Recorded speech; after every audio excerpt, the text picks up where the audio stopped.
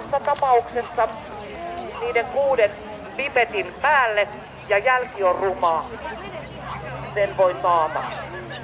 Samaten kun tuolla radalla pienikin monttu, pienikin kaivanto aiheuttaa sen, että kun koiran tassu siihen osuu, niin se todella on useammasta kohdasta poikki. Olenkin sanonut joskus, että pitää muistaa ottaa se valokuva tällaisesta koirasta ja laittaa jollekin isolle screenille, niin silloin se varmasti menee kaikille perille, että sinne radalle todellakaan ei saa mennä. Tokihan eläinlääkäri tarkistaa kilpailujohtajan kanssa joka ikistä juoksukisaa ennen tuon radan, mutta ihmisiä kun olemme, voi tällaiset pienet kaivantot jäädä huomaamatta. Eli pyydän teitä kaikkia kunnioittamaan tätä vitsikoirien juoksukilpailuurheilua niin, että ette kiinnitä mitään tuohon aikaan, ette istu siinä ja vahditte myös toisianne, ettei kukaan mene tuolle radalle. Me toivotamme teille erittäin hyvää näyttelypäivää. Pitäkää hauskaa ja onnea kehiin. Kiitos!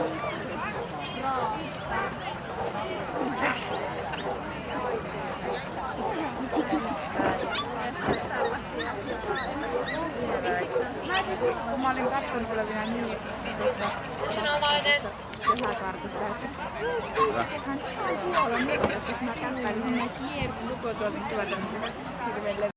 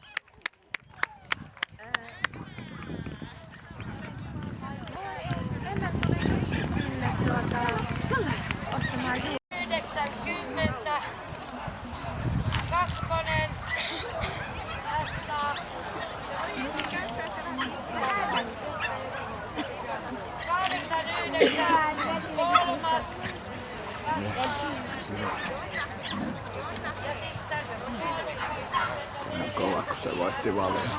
Siellä on kyllä kovia noita junnuja. Nyt jatkuu paras ura.